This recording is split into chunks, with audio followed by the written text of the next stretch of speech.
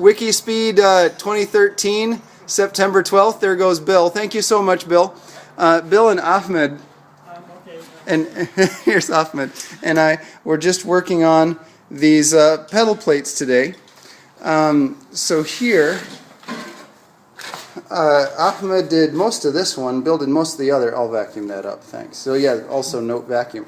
Here's the Lynnwood brake pedal that's been attached and then connected through this item here, and once we find the correct adjustment we'll back the nut up to fit, but we don't know the correct throw yet. We'll have to put it in the car and test. To the Lynnwood brake master cylinder on the other side, and these two angles mount the steering rack. They're steering rack mount angles, and here's the Lynnwood brake bias adjuster. So when these are plumbed together with brake line, that's the complete braking solution.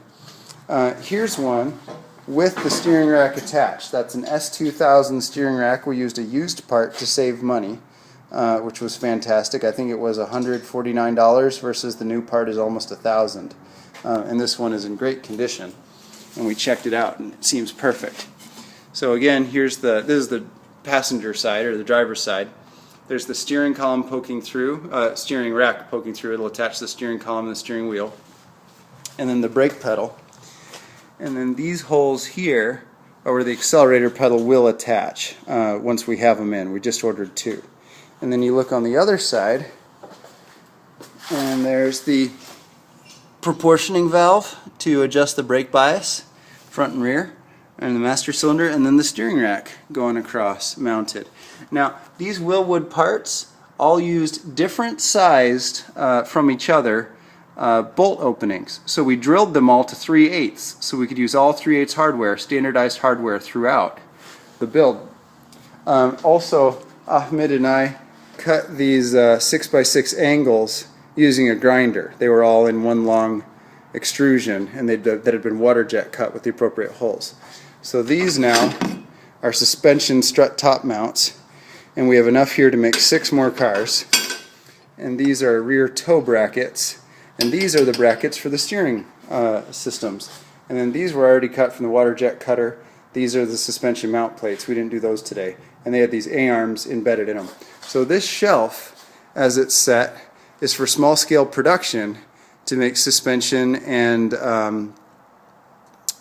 pedal plate modules.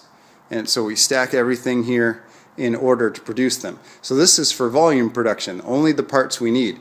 Then we have other shelves with all types of other parts for prototyping.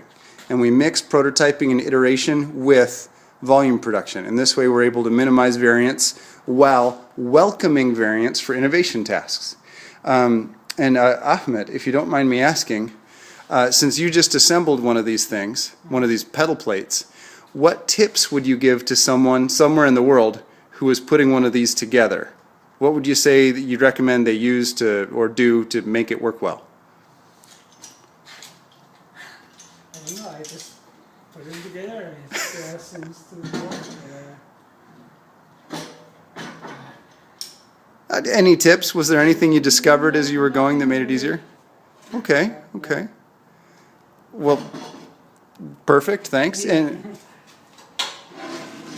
it looks good. About how heavy does that whole module feel? That one doesn't have a steering rack on it yet. You can lift it with one arm. 35 pounds? Guessing 35 pounds, that might be true.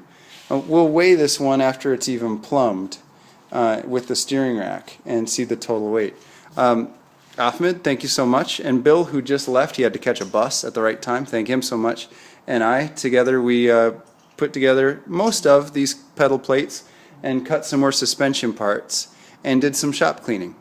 Awesome. Good build party tonight. Thanks, Ahmed.